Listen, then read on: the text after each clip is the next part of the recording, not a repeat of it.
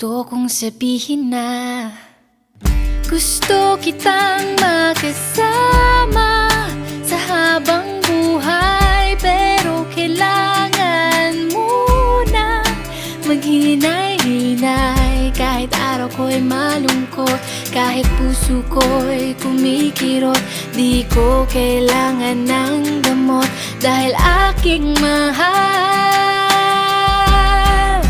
Ikaw lang sapat